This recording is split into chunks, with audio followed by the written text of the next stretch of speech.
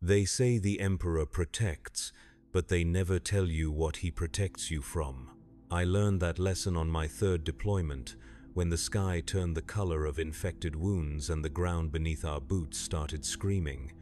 My name is Trooper Cadius Vex, 3rd Regiment, Mordian Iron Guard, or it was. Names matter less now than the weight of what I carry, the memories that follow me through the dark between worlds, and the certainty that every sunrise could be my last. I have served the Imperium for 14 years, survived 18 major engagements, and watched 743 men die under my command. These numbers define me more than any name ever could. The recruitment officer who found me in the underhive of Mordius Prime had clean hands and a pressed uniform. He spoke of glory, of service to the Golden Throne, of becoming something greater than the gutter-born scum I was. He lied about everything except the uniform. That, at least, was real. Everything else was propaganda designed to fill quotas and keep the meat grinder of war turning. Boot camp lasted 6 months. We learned to march in formation, to strip and clean a lasgun in toxic rain, to follow orders without question even when those orders made no sense. They broke us down first, stripping away whatever foolish notions we had about individuality, about choice, about the luxury of moral reasoning. Then they built us back up as soldiers, as instruments of the Emperor's will, as expendable assets in humanity's endless war for survival. I remember the first time I killed a man.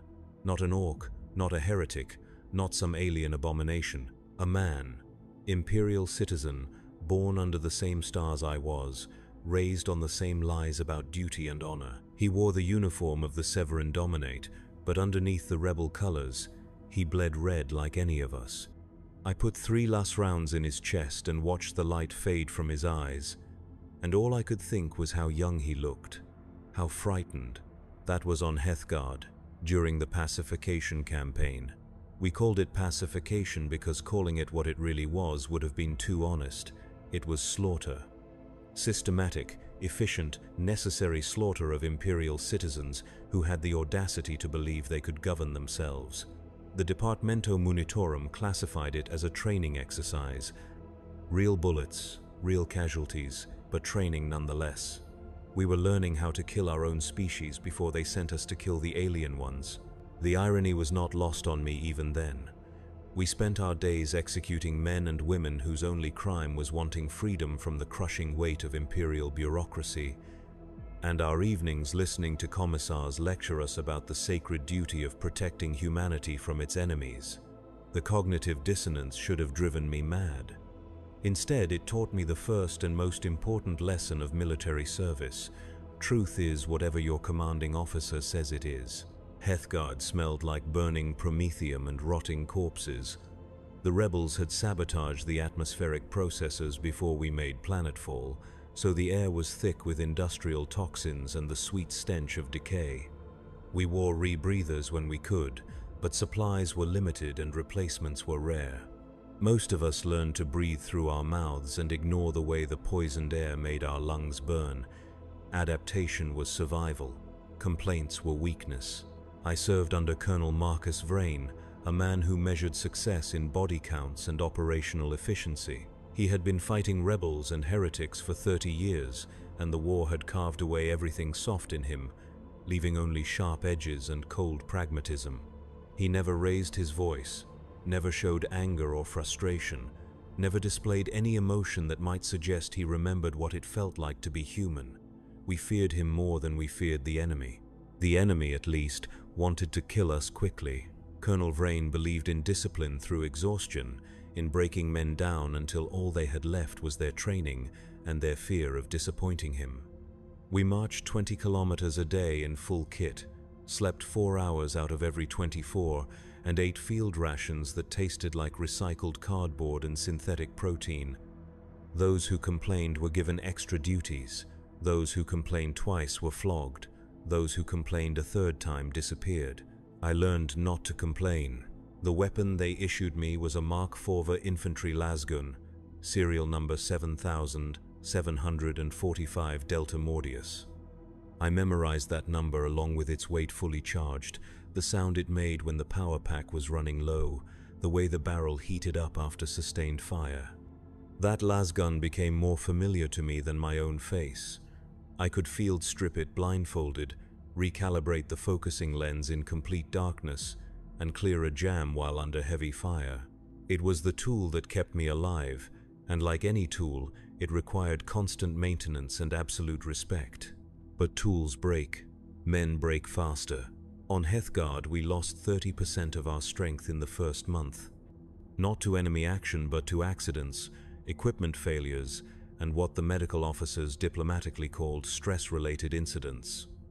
Men walked into moving vehicles, fell into reactor pits, or simply sat down one day and refused to stand up again. The mind has its limits, and war has a way of finding them.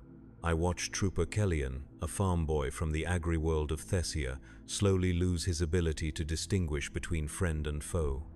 It started with nervous glances at his squad mates, progressed to accusations that they were trying to poison his rations, and ended with him trying to bayonet Sergeant Herrick during morning inspection. The commissar put a bolt round through his head before he could hurt anyone else. We left his body where it fell and continued the mission. There was no time for funerals, no energy for grief. That was the first time I truly understood what we were. Not soldiers in the romantic sense, not heroes or defenders of humanity. We were ammunition, measured by our remaining utility and discarded when we became more liability than asset. The Imperium has no shortage of worlds, no scarcity of population, no lack of young men and women willing to die for the Emperor. What it lacks is time, and time was always the enemy we could never defeat. The rebels on Heathguard fought with captured Imperial weapons, improvised explosives, and the desperate fury of people who knew they were going to die. They were not military formations in any organized sense, but they understood the terrain. They knew how to blend with the civilian population, and they had nothing left to lose. Those advantages made them more dangerous than entire orc warbands. We hunted them through the ruins of their own cities, following thermal signatures and blood trails through bombed-out hab blocks and collapsed industrial complexes. The architecture of Heathguard was typical of Imperial construction, massive, brutal, and designed more for psychological impact than practical habitability. The rebels used this against us, turning corridors into kill zones and balconies into sniper nests. Every door might conceal an ambush. Every window might hide a marksman. Every shadow might be the last thing we ever saw. I killed my second man in a maintenance tunnel beneath Manufacturing District 7. He was wounded, bleeding from a shrapnel wound in his leg, trying to crawl away from the sound of our boots echoing in the darkness. He could not have been more than 16 years old, probably a factory worker who had picked up a rifle when the rebellion started. When he saw my lasgun's targeting beam settle on his chest, he did not beg for mercy or try to negotiate. He just closed his eyes and waited. I hesitated. Not from compassion, but from a sudden, overwhelming sense of waste. Here was a young man who should have been learning a trade, starting a family, contributing to the stability of the Imperium. Instead, he was dying in a tunnel that reeked of industrial coolant and human excrement, killed by someone barely older than he was, for reasons that neither of us fully understood. The hesitation lasted maybe 3 seconds. Then training took over, and I pulled the trigger. The last beam punched through his sternum and stopped his heart instantly. He died with his eyes closed, probably dreaming of home. That night, I lay in my bunk and tried to calculate how many people I had killed since arriving on Heathguard. Direct kills were easy to count, but what about the artillery strikes I had called in? The air support I had coordinated? The intelligence I had provided that led to successful raids? By any honest accounting, I was responsible for the deaths of dozens of people, most of whom I had never seen and would never know. The mathematics of war are simple. You kill the enemy before the enemy kills you. Everything else is philosophy, and philosophy is a luxury that soldiers cannot afford. I learned to stop counting, to stop questioning, to stop feeling anything more than the basic animal satisfaction of surviving another day. The alternative was madness, and madness was just another form of casualty. We spent 11 months on Heathguard. 11 months of urban warfare, counterinsurgency operations, and what the propaganda broadcasts called morale and welfare activities. The morale and welfare activities consisted of public executions, mass deportations, and the systematic destruction of anything that might serve as a symbol of local identity. We burned libraries, demolished monuments, and executed anyone found in possession of pre-rebellion historical documents. We were not just conquering a world, we were erasing its memory. By the time the campaign ended, Heathguard looked like a different planet. The cities were ruins, the population was either dead or relocated, and the industrial infrastructure was so thoroughly demolished that it would take decades to rebuild. The Departamento Munitorum classified the operation as a complete success. We had achieved all strategic objectives with acceptable losses and minimal resource expenditure. The fact that we had effectively committed genocide was not mentioned in any official reports. I was promoted to Lance Corporal after Heathguard. The promotion came with a small increase in pay, the right to sleep in a slightly larger bunk, and the responsibility for ensuring that newer recruits did not make the same mistakes I had made. It also came with the knowledge that I was now invested in the system, that I had crossed a line that could not be uncrossed. I was no longer just following orders, I was giving them. The transport ship that carried us away from Heathguard was an old sword-class frigate named Emperor's Judgment. It had been in service for over 2,000 years, and every surface showed the accumulated wear of countless deployments. The corridors were narrow, the air recyclers wheezed constantly, and the artificial gravity fluctuated unpredictably. But it was clean, it was safe, and it was taking us away from Heathguard. For the moment, that was enough. Space travel in the service of the Imperium is nothing like the heroic journeys described in propaganda vids. It is cramped, boring, and uncomfortable, punctuated by moments of absolute terror when something goes wrong with the ship's systems or when we encounter hostile forces. Most of our time was spent in enforced idleness, playing cards, maintaining equipment, and trying not to think about where we were going next. The ship's crew treated us with the casual indifference that naval personnel reserved for ground forces. We were cargo to them, human freight to be transported from one battle zone to another. They had their own concerns, their own dangers, their own ways of coping with the endless war. We respected the boundaries, and they left us alone. Our destination was Karax Prime, a hive world on the border between Imperial space and the Orc-held systems of the Ghoul stars. Intelligence reports suggested that Orc raiders were using the world as a staging ground for deeper incursions into Imperial territory. Our mission was to locate and destroy the Orc bases, eliminate any human collaborators, and secure the world's strategic resources. It sounded routine. It was anything but. Karax Prime was dying. The hive cities were collapsing, the atmospheric processors were failing, and the population was fleeing to any world that would accept refugees. What remained was a mixture of die-hard loyalists too stubborn to leave, criminal elements taking advantage of the chaos, and Orc sympathizers who saw collaboration as their best chance for survival. It was, in other words, exactly the kind of nightmare scenario that the Imperial Guard was designed to handle. We made planetfall in dropship formation Delta 7, a standard combat insertion that brought us down in the ruins of Hive Secundus during what passed for local dawn. The sky was the color of old blood, stained by industrial pollution and the smoke from countless fires. The air tasted of metal and decay, and the sound of our boots on the broken rockcrete echoed through empty streets like gunshots. The Orcs had been there.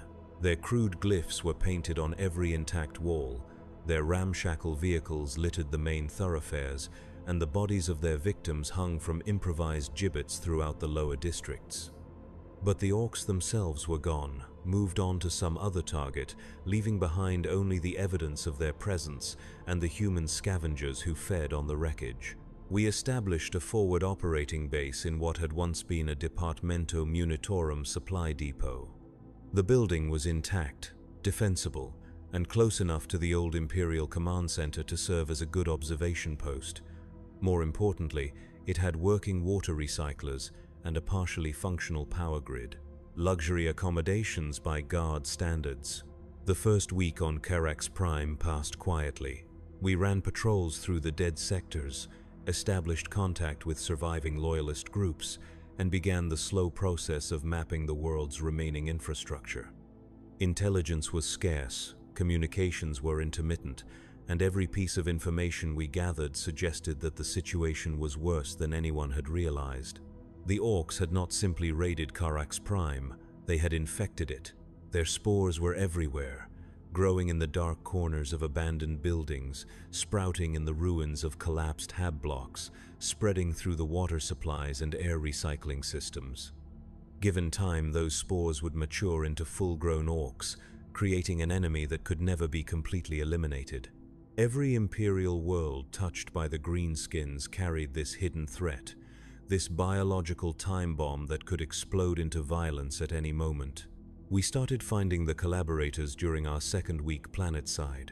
They were easy to identify, better fed than the other survivors, better armed, and bearing the crude tattoos that Orc society used to mark its human servants. Some had been coerced into collaboration through threats against their families. Others had embraced it willingly, seduced by promises of power, or simply by the prospect of survival in a world where survival was the only victory that mattered. Colonel Vrain's standing orders regarding collaborators were explicit: summary execution for anyone found guilty of willful cooperation with Xenos forces. The definition of willful was left to our discretion, which meant that it was left to our prejudices, our fears, and our need to blame someone for the horror we were witnessing. I executed my first collaborator on a Tuesday. He was a middle-aged clerk who had helped the orcs identify which buildings contained strategic resources and which ones were expendable. He claimed he had been trying to save lives, that cooperation was the only way to prevent total massacre. He might have been telling the truth. It did not matter. The Colonel's orders were clear, and clear orders were all that stood between us and the chaos that consumed everything else. The man's name was Hendrik Voss. He had 2 children and a wife who was 7 months pregnant. They watched from a barricaded window as I put a last round through his skull. His body fell into a puddle of contaminated water, and the ripples spread outward until they reached the edges of the street. I ordered his family to dispose of the corpse. They were still Imperial citizens technically, and disposing of traitors was a civic duty. That night, I dreamed of Hendrik Voss. In the dream, he was still alive, still trying to explain his choices, still believing that reasonable people could find reasonable solutions to unreasonable problems. I woke up with the taste of blood in my mouth and the sound of last fire echoing in my ears. The dreams would continue for months, long after Carax Prime was nothing but another entry in my service record. The orcs returned during our 3rd week on world. Not a raiding party, but a full war. Thousands of green-skinned killers led by a massive war boss whose roar could be heard from kilometers away. They came in ramshackle vehicles held together by scrap metal and blind faith, weapons that should not have functioned but somehow did, and an enthusiasm for violence that made our own training look sophisticated by comparison. We had perhaps 600 men. They had over 10,000 orcs, plus an unknown number of Gretchen, squigs, and whatever other monstrosities they had picked up along the way. The mathematics were simple. We were going to die. The only question was how much damage we could inflict before they overran our positions. Colonel Vrain called it a target-rich environment. He was right, in his way. There were certainly plenty of orcs to shoot at. The problem was that shooting them only seemed to make them angrier, and angry orcs were even more dangerous than normal orcs. They felt no fear, showed no mercy, and treated warfare as the ultimate form of entertainment. They were, in many ways, the perfect enemy, predictable in their unpredictability, honest in their brutality, and utterly committed to the only values that mattered in a galaxy at war. The first attack came at dawn, preceded by a thunderous wah that shook dust from the ceiling of our command bunker. Hundreds of orc vehicles charged across the open ground between the outer ruins and our defensive perimeter, their engines belching black smoke and their crews howling with bestial glee.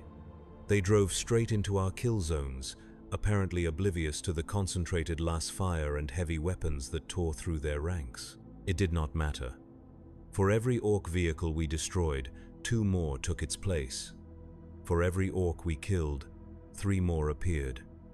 They were not fighting a war in any sense we understood. They were celebrating, reveling in the pure joy of violence unleashed. Our disciplined fire and careful tactics were just part of the game to them, obstacles to overcome rather than threats to avoid. I spent that first battle crouched behind a makeshift barricade, firing controlled bursts at targets that seemed to multiply even as I watched.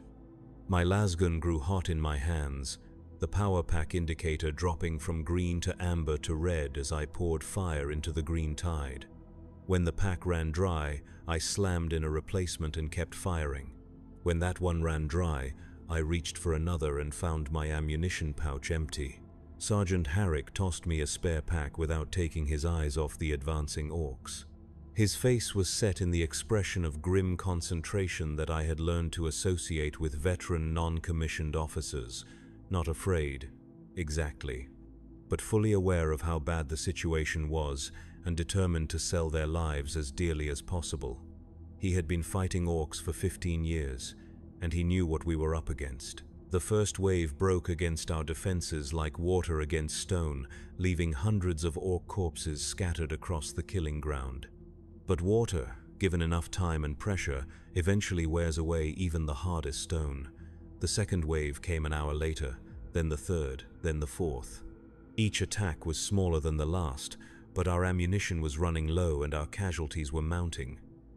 Simple arithmetic suggested that we would be overwhelmed before nightfall. Colonel Vrain made the decision that saved us, though saved might be too generous a term for what followed. He called down an orbital bombardment on our own position, sacrificing the forward defensive lines to buy time for a fighting withdrawal to the secondary perimeter.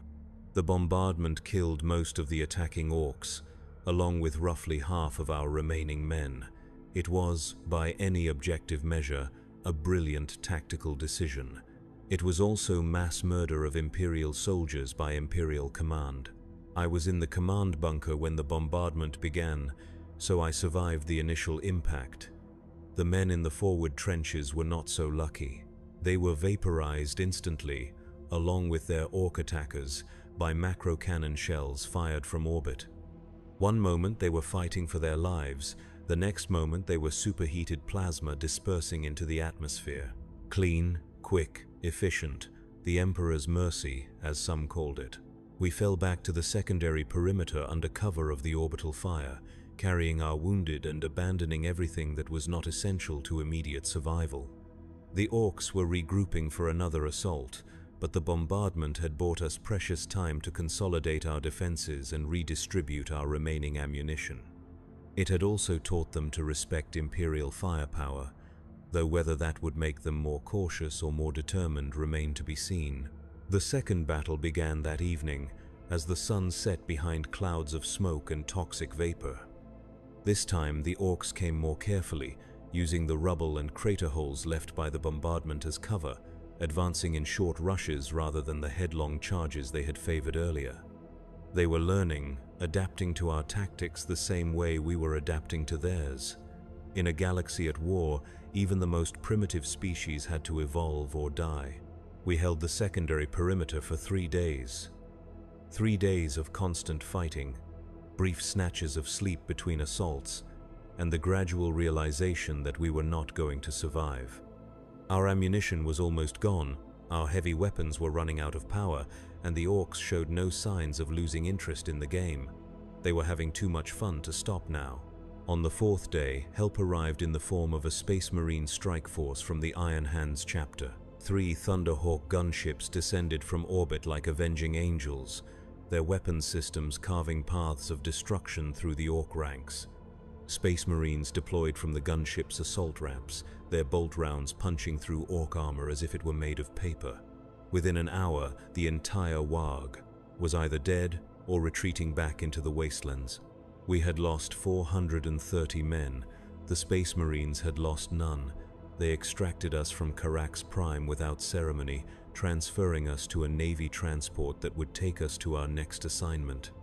Before they left, their sergeant told Colonel Vrain that our acceptable resistance had helped contain the Orc threat.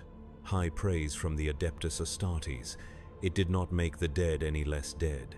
The journey to our next deployment took 6 months, most of which I spent in the ship's medical bay recovering from shrapnel wounds and something the medics called combat stress reaction. Combat stress reaction was the official term for what happened when a soldier's mind broke under the pressure of war.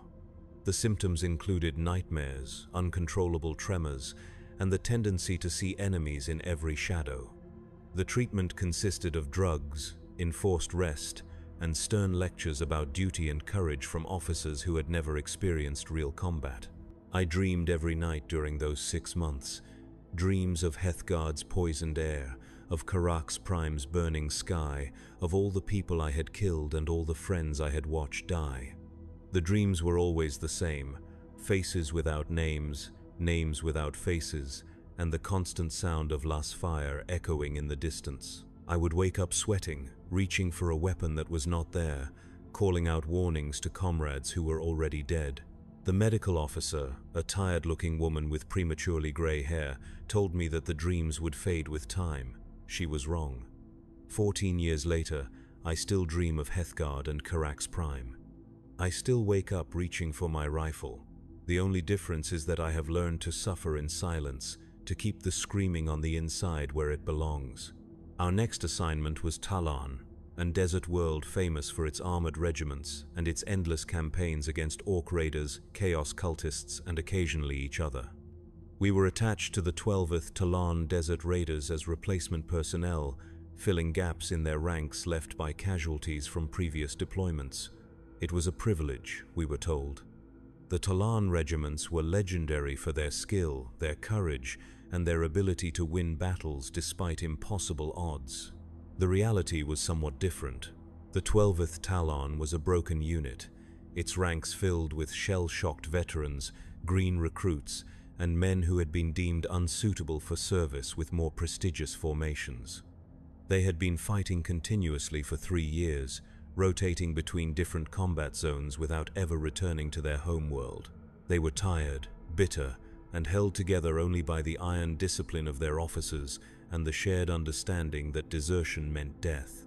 Colonel Vrain was transferred to another unit, replaced by Major Kellyan Saurus, a Talon officer who had earned his rank through 30 years of service in the desert wastes. Major Saurus was everything Colonel Vrain had not been: emotional, unpredictable, and prone to making decisions based on instinct rather than careful analysis. His men loved him for it. They also died for it, in numbers that made our casualties on Karak's Prime look modest. Talon itself was a world of endless sand, scorching days, and freezing nights. The native population lived in underground cities connected by vast tunnel networks, emerging only when necessary and always with heavy protective gear. The surface was home to sandstorms that could strip flesh from bone, temperature variations that could kill an unprotected human in minutes, and creatures that had evolved to thrive in conditions that would challenge even the most advanced technology. We spent 2 years on Talon, fighting a rotating cast of enemies who seemed to emerge from the desert like mirages. Orc raiders from the outer systems, chaos cultists who worshipped the endless storms, and occasionally other Imperial forces who had gotten lost in the wasteland and decided that we looked like a threat. The desert was neutral in these conflicts, killing everyone with equal enthusiasm regardless of their allegiance or their cause. I learned to navigate by the stars, to find water in places that looked completely barren, and to sleep with sand in my eyes, my mouth, and my equipment. I learned which creatures could be eaten safely and which ones would kill you just by touching them. I learned to fight in conditions where visibility was measured in meters, and the only reliable landmarks were the burning wrecks of vehicles that had failed to make it through the latest storm. Most importantly, I learned that survival was not about being strong or brave or clever. Survival was about being lucky, and luck was a finite resource that had to be carefully hoarded and judiciously spent. Every day I survived was a day closer to the moment when my luck would run out. The only question was whether that moment would come during combat, during a sandstorm, or during one of the long marches across the empty wasteland between one objective and the next. The fighting on Talon followed a predictable pattern. We would receive intelligence about enemy activity in a particular region, march across the desert to investigate, and discover that the intelligence was either outdated, inaccurate, or deliberately misleading. Sometimes we found the enemy anyway, usually in greater numbers than expected and better prepared than our briefings had suggested. Sometimes we found nothing but sand, heat, and the bones of previous expeditions that had followed the same false leads. The worst part was the waiting. Long stretches of time when nothing happened, when we sat in our positions and watched the horizon for signs of movement that never came. The desert played tricks on the mind, creating phantom shapes in the distance, whispering voices in the wind, and the constant feeling that we were being watched by invisible enemies.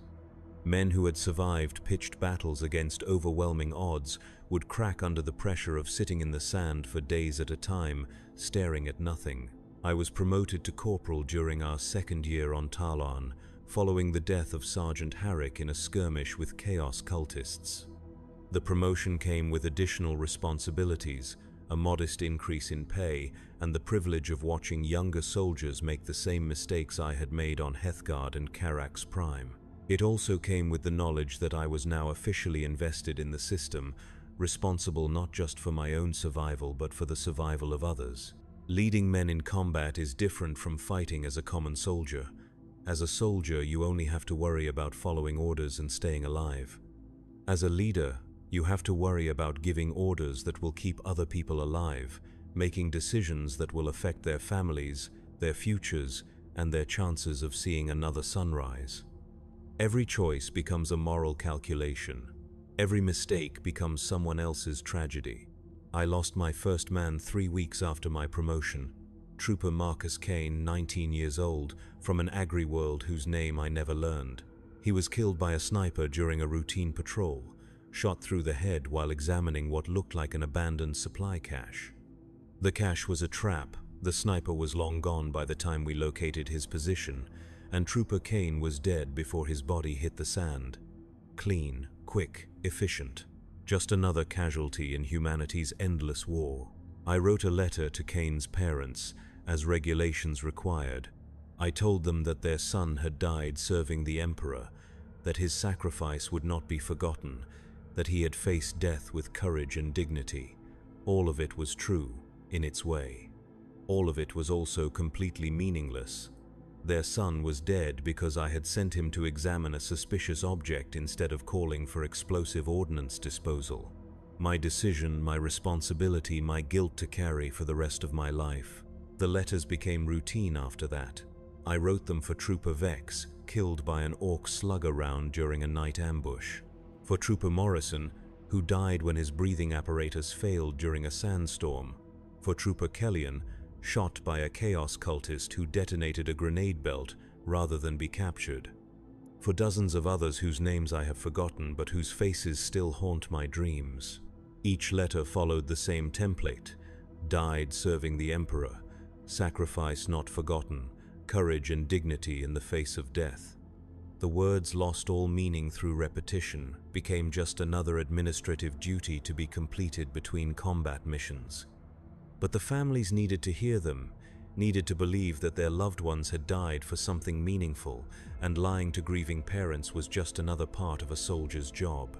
The Chaos cultists were the worst enemies we faced on Talon. The orcs were dangerous but predictable, motivated by simple bloodlust and a desire for violence.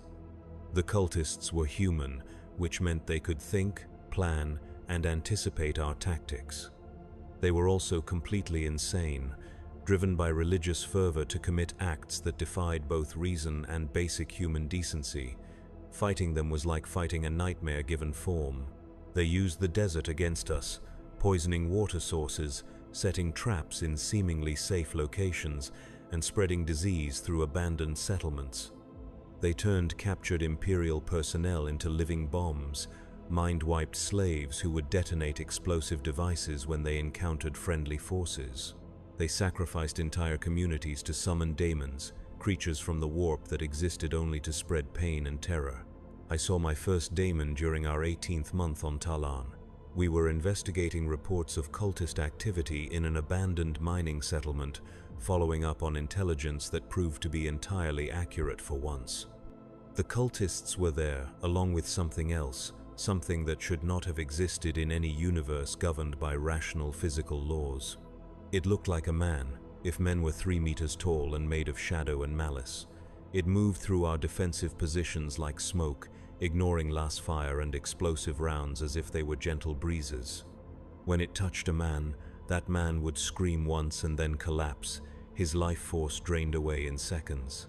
When it spoke, which it did rarely, its voice sounded like breaking glass and distant thunder. We eventually killed it, though killed might not be the right word for what we did. We poured enough concentrated fire into its approximate location that it became unstable, losing cohesion and fading back into whatever realm had spawned it. The process took 4 hours, cost us 37 men, and left the survivors with nightmares that would last for years. But we had won, technically, and technical victories were all that mattered in official reports. The daemon's presence had corrupted everything within a 5-kilometer radius. Plants withered and died, animals fled or turned savage, and the very air felt thick with malevolent energy. We were ordered to evacuate the entire region and call down an orbital bombardment to cleanse the area. 6 months later, the soil was still sterile, the water was still toxic, and sensitive equipment would malfunction if brought too close to the impact zone. That was the moment I truly understood what we were fighting. Not just orcs or rebels or alien species competing for the same resources. We were fighting the universe itself, holding back forces that wanted to remake reality according to principles that would destroy everything human, everything rational, everything decent. The Imperium was not perfect, but it was sane, and sanity was the most precious thing in a galaxy gone mad. We were rotated off Talon after 2 years of continuous deployment. 2 years of sand, heat, and endless warfare had left us physically exhausted and mentally scarred, but we had done our duty. The regiment's casualty reports showed an 87% turnover rate, meaning that fewer than 1 man in 10 had survived the entire deployment. By Imperial Guard standards, that was considered acceptable. Our next assignment was ship duty, serving as security personnel aboard Navy vessels patrolling the Outer Rim territories. It sounded like a vacation after Talon, and in some ways it was. We had regular meals, clean water, and sleeping quarters that were actually enclosed. We also had regular gravity, recycled air that did not taste like sand, and the comforting knowledge that the ship's void shields would protect us from most conventional weapons. Ship duty was also mind-numbingly boring.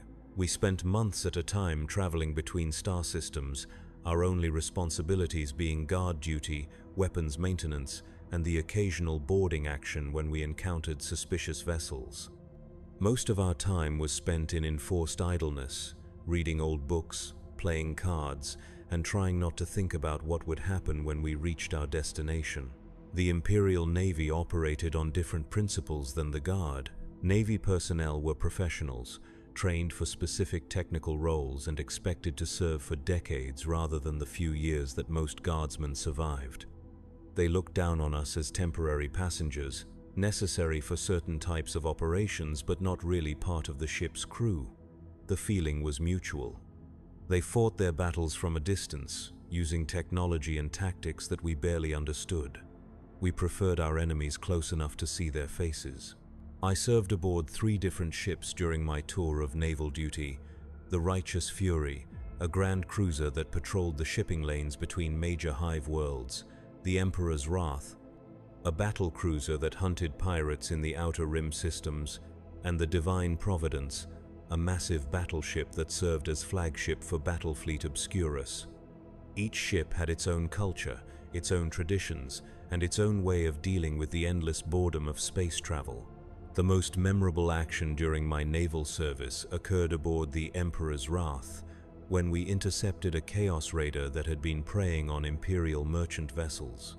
The raider was a converted Imperial frigate, its hull covered with blasphemous symbols and crewed by humans who had sold their souls for power and forbidden knowledge. They fought with the desperate fury of the damned, knowing that capture meant execution and that death might be preferable to what their dark masters would do to them for failure. We boarded the raider after a brutal void battle that left both ships crippled and drifting. The boarding action was supposed to be routine: secure the vessel, capture any surviving crew for interrogation, and salvage whatever intelligence we could find. Nothing about it was routine. The interior of the Chaos vessel had been transformed into something that barely qualified as architecture. Corridors twisted in directions that hurt to contemplate. Walls were covered with symbols that seemed to move when observed directly, and the air itself was thick with whispers in languages that predated human speech. Walking through those passages was like navigating the inside of a living nightmare, and several of our men simply refused to continue after the first few compartments. We found the crew in what had once been the ship's cathedral, now converted into a shrine dedicated to powers that shall remain nameless. They had been dead for hours, killed by their own hand in some final ritual that left their bodies arranged in patterns that made my eyes water to look at. The smell was indescribable, not just the stench of death, but something else, something that suggested corruption on a level that transcended mere physical decay. The ship's cogitator systems had been infected with something that turned machine spirits into gibbering madmen. Every screen displayed impossible geometries. Every speaker broadcast the sound of screaming that came from no human throat. And every automated system seemed designed to inflict maximum psychological damage on anyone foolish enough to interact with it. We eventually had to cut the power to the entire vessel just to silence the electronic cacophony.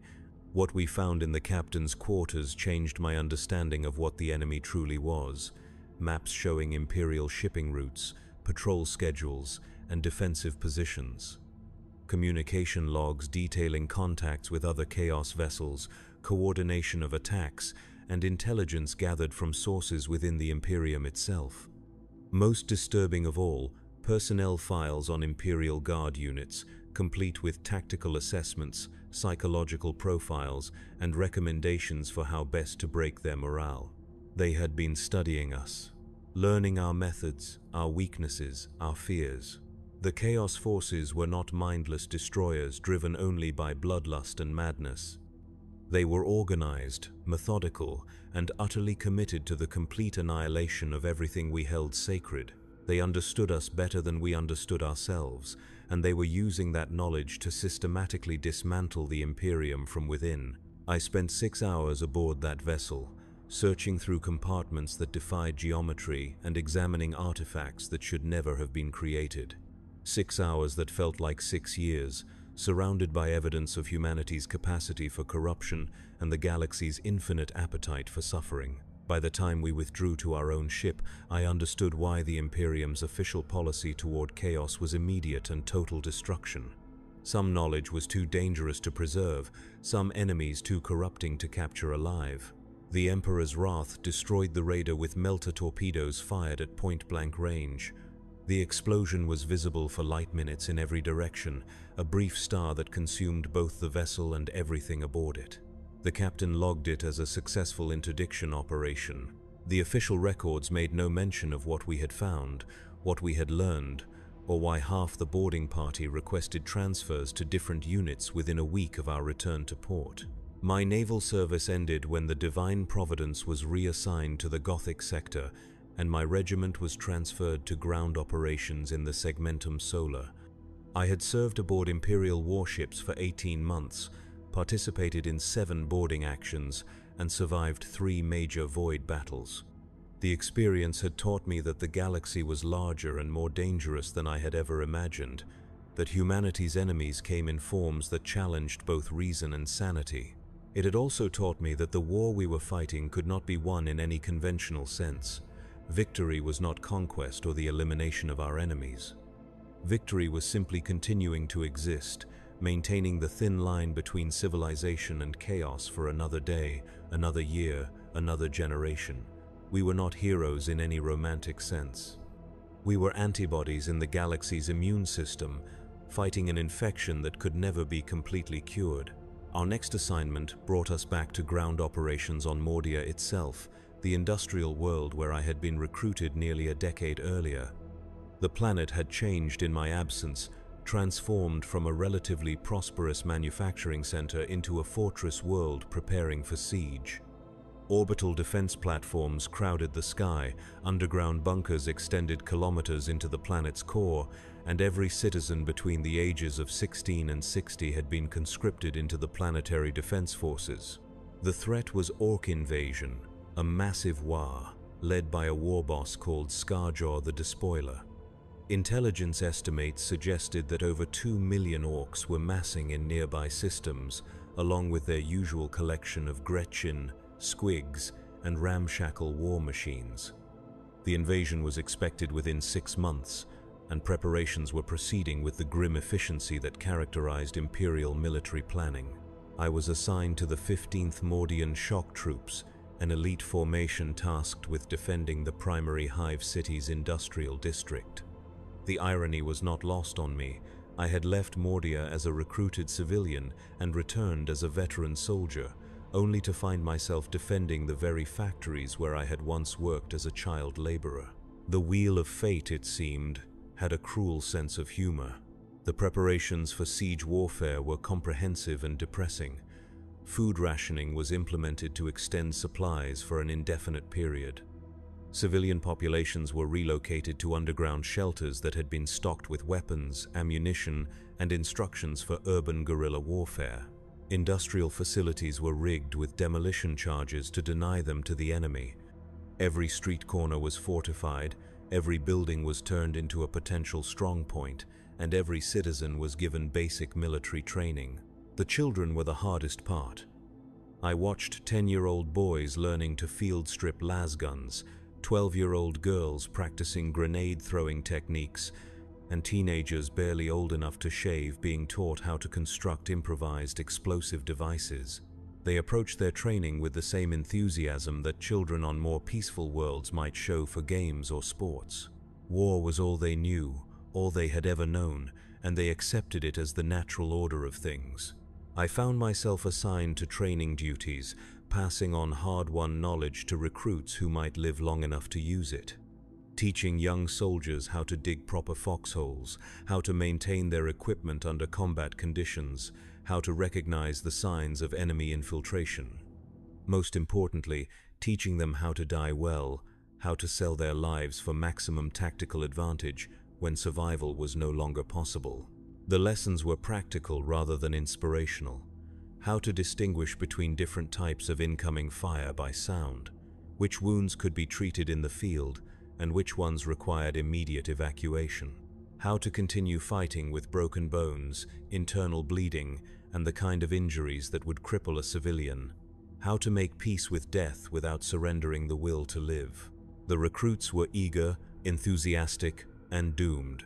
I could see it in their eyes. The same bright confidence that I had once possessed, the same belief that training and determination would be enough to see them through. They had not yet learned that war was not a test to be passed or a challenge to be overcome. War was entropy given form, chaos made manifest, the universe's way of reminding humanity that survival was never guaranteed. The orcs arrived ahead of schedule, as orcs always did. Their advanced scouts appeared in the outer system 3 months before our intelligence had predicted, followed by the main fleet within days. The invasion began with orbital bombardments that turned entire city districts into smoking craters, followed by drop pod assaults that deposited orc forces directly into our defensive positions. But this was not the random chaotic assault that characterized most orc invasions. Scarjaw the Despoiler had learned from previous defeats, incorporating captured Imperial tactics into his battle plans and demonstrating a level of strategic thinking that made him far more dangerous than the average war boss. His forces struck at communication centers, supply depots, and command bunkers with precision that suggested careful reconnaissance and detailed planning. The first wave hit our sector at dawn on a Tuesday. Hundreds of orc assault troops, supported by crude but effective artillery, descended on our fortified positions like a green avalanche. They came screaming out of the smoke with crude weapons and primitive armor, but they came in overwhelming numbers, and with the kind of mindless courage that made them nearly unstoppable. We held our positions for 6 hours, pouring disciplined fire into the orc ranks and calling down artillery strikes on their assembly areas. Our defensive works had been expertly constructed, our fields of fire were optimal, and our ammunition supplies were adequate for a sustained engagement. By every measure of military science, we should have been able to repel the attack with acceptable casualties. We had not accounted for the orcs' complete indifference to casualties. They kept coming despite losses that would have broken any sane species, climbing over the bodies of their fallen comrades to reach our firing positions. When their crude weapons jammed or ran out of ammunition, they drew massive choppers and crude pistols. When those weapons failed, they used their bare hands and filed teeth. Nothing could stop them except death, and sometimes not even that. I emptied 4 power packs during that first engagement, firing controlled bursts at targets that seemed to multiply even as I watched.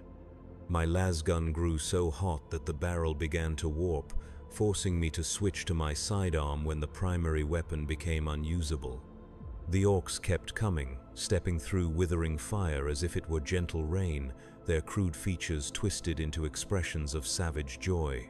The breakthrough came at our western flank, where a concentrated orc assault overwhelmed a weak point in our defensive line. Hundreds of green-skinned killers poured through the gap, attacking our positions from behind while their comrades continued the frontal assault. We were caught between 2 fires, fighting enemies who seemed to emerge from every direction at once. The order to fall back came too late to save most of the 15th shock troops. We lost 70% of our strength in the first day of fighting, killed or wounded during the chaotic retreat through streets clogged with rubble and civilian refugees. Those of us who survived regrouped at secondary positions, integrated with other broken units, and prepared for the next assault. I was promoted to sergeant during the reorganization, not because of any particular heroism, but because all the existing sergeants were dead. Command positions in besieged cities changed hands frequently, filled by whoever was alive and competent enough to give orders that made tactical sense. Leadership became a matter of survival rather than qualification, and survival was increasingly a matter of luck. The siege of Mordia lasted 8 months. 8 months of continuous fighting, brief periods of relative quiet between assaults, and the gradual realization that we were not going to win. The orcs controlled the orbital space around the planet, preventing resupply or reinforcement from the wider Imperium. Our ammunition was running low, our food supplies were nearly exhausted, and our casualty rates were unsustainable. But the orcs were learning, adapting to our tactics the same way we were adapting to theirs. They began using captured Imperial equipment, integrating human weapons and vehicles into their ramshackle war machines. Worse, they were using captured humans as advisors, turncoats who provided intelligence about our defensive positions and tactical procedures. The war was changing both sides, forcing evolution that neither species had anticipated. The breaking point came during the 6th month of siege, when orc forces penetrated the primary hive's lower levels and began fighting their way toward the industrial core. If they reached the main power generators, the entire defensive grid would collapse, and organized resistance would become impossible. We received orders to hold the generator complex at all costs, which in military terminology meant that we were expected to die where we stood. The final battle lasted 3 days. 3 days of fighting in confined spaces, using improvised weapons and salvaged equipment, supported by civilians who had volunteered to fight rather than face capture. The orcs came in waves, each one smaller than the last but more desperate, more vicious, more determined to achieve victory regardless of cost. They had invested too much in this siege to accept defeat now. I killed my last orc with a combat knife, stabbing the creature repeatedly in its massive chest until its crude heart finally stopped beating. My lasgun was empty, my sidearm was broken, and my ammunition pouches contained nothing but empty power packs and spent shell casings. The orc was larger than me, stronger than me, and armed with a weapon that could have cut me in half with a single blow. But I was faster, and speed was all that mattered in the confined spaces where we fought. The orc died with what might have been a smile on its brutal features. Even in death, it seemed to be enjoying itself, pleased with the quality of opposition it had encountered. There was something almost admirable about its attitude, a pure honesty that human soldiers rarely displayed. It had come to fight, it had fought well, and it had died as it had lived. In its way, it was more honest than any of us.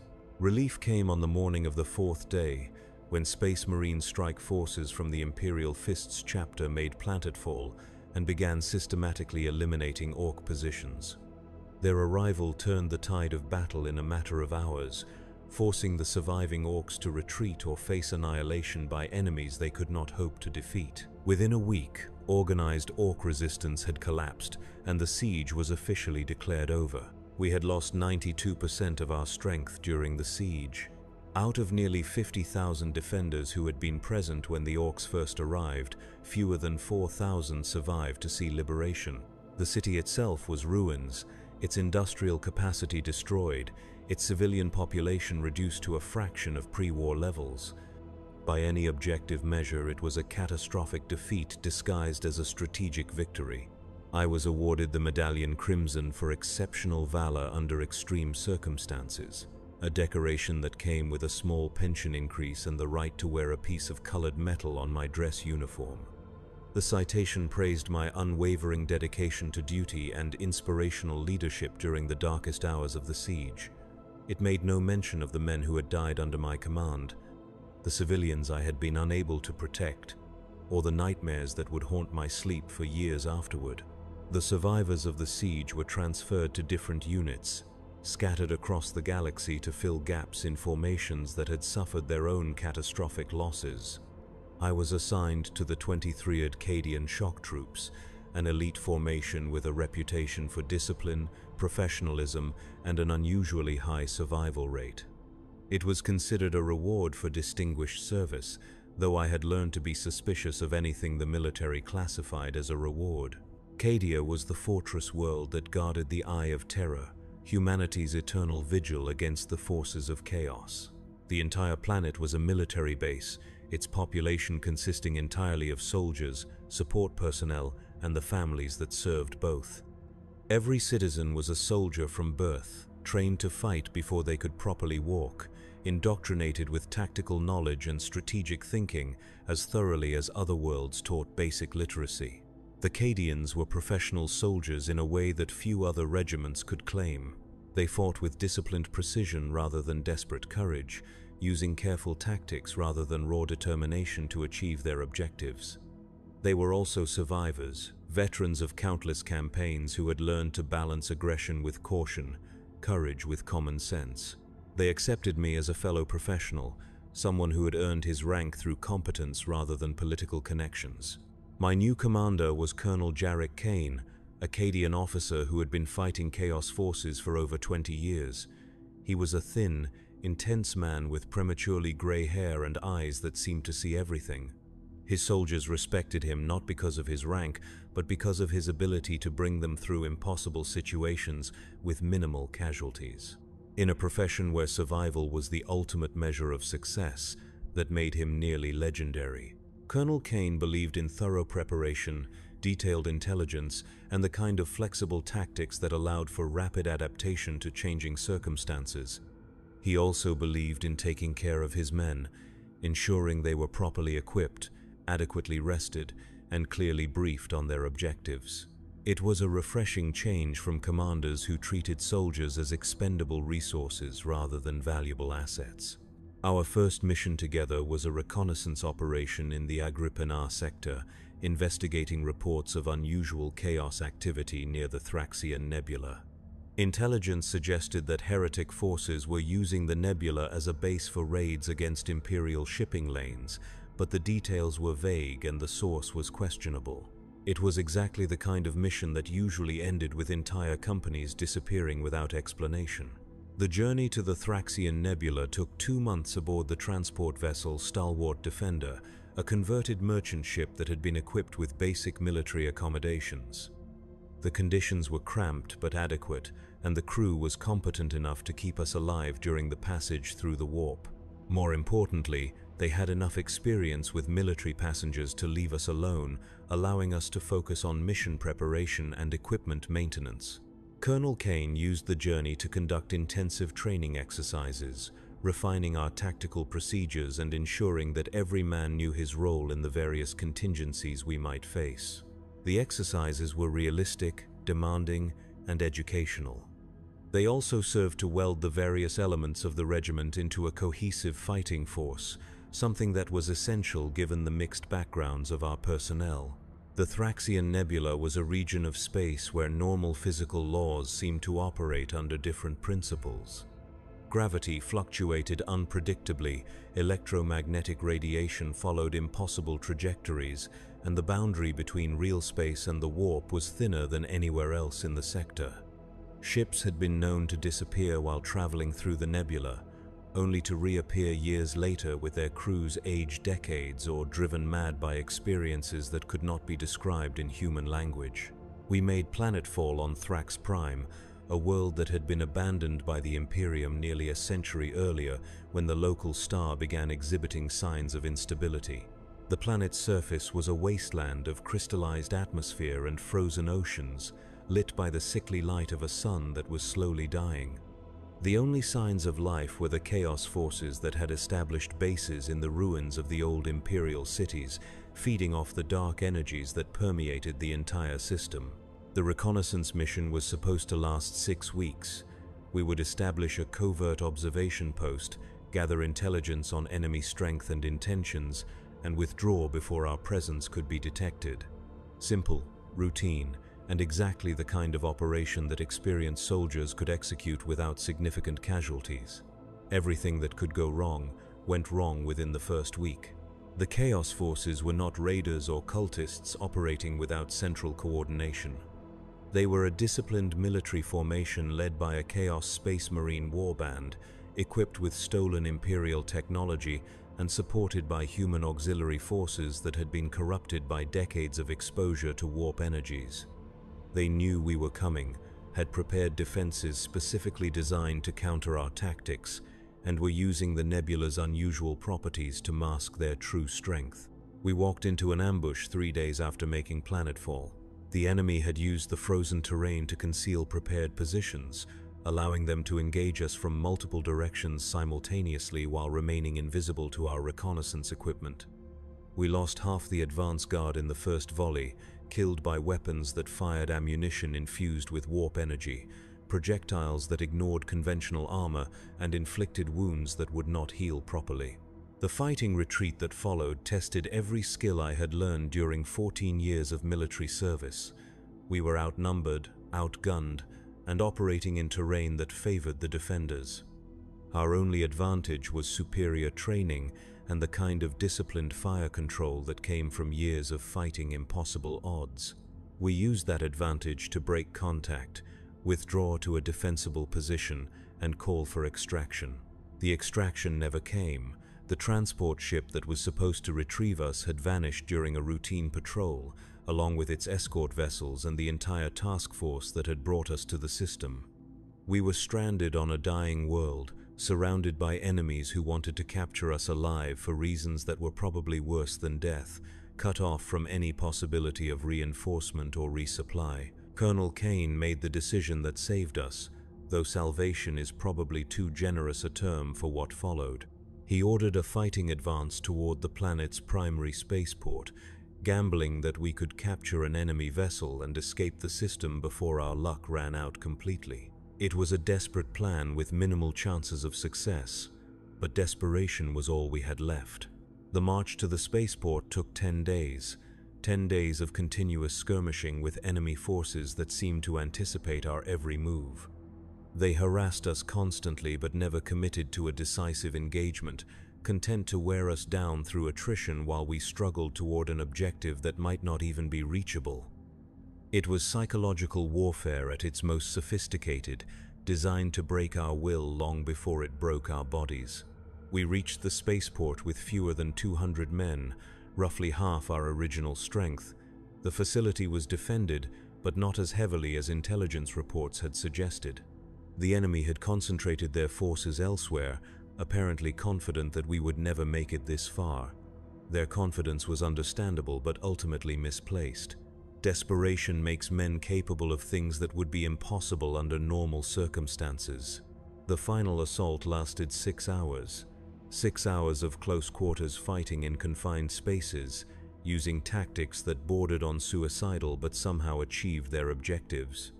We captured 3 enemy vessels, killed or drove off the defending forces, and discovered intelligence that explained everything we had experienced since arriving in the system. The Chaos Forces were not using the nebula as a base for random raids. They were preparing for a major offensive against the Cadian Gate, massing strength for an assault that would threaten the entire sector. Our reconnaissance mission had inadvertently uncovered the preliminary stages of what could become the largest Chaos invasion in centuries. The information was too important to risk losing, even if transmitting it meant revealing our position to every enemy force in the system. We transmitted the intelligence data and prepared for immediate departure, knowing that enemy reinforcements would arrive within hours. The captured vessels were crude but functional, their machine spirits corrupted by chaos influence but still capable of basic operations. Getting them operational required technical skills that most of us lacked, along with a willingness to interact with technology that had been tainted by forces that should not exist. The escape from Thrax Prime was a nightmare of void combat, pursued by enemy vessels that seemed to ignore the normal limitations of physics. Our ships were slower, less maneuverable, and crewed by soldiers who had never received proper naval training. We should have been destroyed within minutes of leaving the planet's atmosphere. Instead, we somehow managed to reach the system's edge and enter the warp, though whether our escape was due to skill, luck, or the intervention of powers we did not understand remains unclear. The journey back to Imperial space took 4 months, most of which I spent in the ship's medical bay recovering from wounds that refused to heal properly. The weapons used by Chaos Forces left injuries that festered despite medical treatment, infections that spread through both flesh and spirit. The ship's medic, a veteran of 30 years' service, admitted that he had never seen anything like them. During those 4 months, I had time to reflect on everything I had experienced since leaving the recruiting station on Mordia. 14 years of continuous warfare, dozens of campaigns, hundreds of battles, and thousands of individual moments where survival had been measured in seconds rather than hours. I had served on 16 different worlds, fought 11 different types of enemy, and watched more men die than I could count. What had I accomplished? What had any of us accomplished? The galaxy was still at war, the Imperium was still besieged by enemies that multiplied faster than they could be destroyed, and humanity was still clinging to existence through a combination of brutal necessity and blind faith. Nothing had changed except the names on the casualty reports and the coordinates of the worlds where young men went to die. But perhaps that was enough. Perhaps the simple act of bearing witness, of surviving long enough to remember, was its own form of victory. Someone had to carry the memory of all those who had fallen. Someone had to remember their names and their faces and the way they had died. If that was my purpose, if that was what 14 years of service had taught me, then perhaps it was worth the cost. The transport that carried us back to Cadia was met by naval vessels that escorted us to the fortress world with honors appropriate to our achievement. We had gathered intelligence that would save millions of lives, prevented a chaos offensive that could have shattered the Imperial defenses, and demonstrated the kind of courage under impossible circumstances that made the Guard legendary. We were heroes, officially, though heroes was not how any of us felt. Colonel Kane was promoted to general and transferred to sector command. The surviving members of the regiment were awarded the Imperial Laurel and granted extended leave on worlds of their choice. I was offered a commission, the opportunity to become an officer and train the next generation of soldiers who would face the same challenges we had faced. I accepted, not because I wanted the responsibility, but because someone had to pass on the lessons we had learned. This is the truth of military service in the 41st millennium. We are not the heroes of propaganda vids or the glorious warriors of ancient legend. We are ordinary people doing extraordinary things because someone has to, because the alternative is too terrible to contemplate. We fight not for glory or conquest, but for the simple right to exist, to continue drawing breath in a galaxy that seems determined to snuff out human life. The Emperor protects, they say, but he protects through the actions of mortal men and women who choose to stand between civilization and chaos. Every guardsman who holds his position against impossible odds, every soldier who dies far from home in service to strangers he will never meet, every veteran who passes on hard-won knowledge to recruits who may live long enough to use it, is an instrument of that protection. We are the ones who stand watch in the dark places where evil breeds. We are the ones who carry the fight to enemies that exist only to destroy everything we hold sacred. We are the ones who pay the price, in blood and sanity, and the slow erosion of everything that makes us human, so that others can sleep safely in their beds. This is what it means to be a soldier in service to the God Emperor of mankind. This is the grim reality of life in the Imperial Guard. This is the truth they never tell you when they pin on your first set of rank insignia and send you off to die on worlds whose names you cannot pronounce. The galaxy is vast, dark, and filled with horrors that defy description, but it is also filled with ordinary people who choose to stand and fight rather than surrender to despair. As long as that remains true, as long as there are men and women willing to take up arms in defense of humanity, there is hope. Not much hope, perhaps, but enough. The Emperor protects, and we protect the Emperor.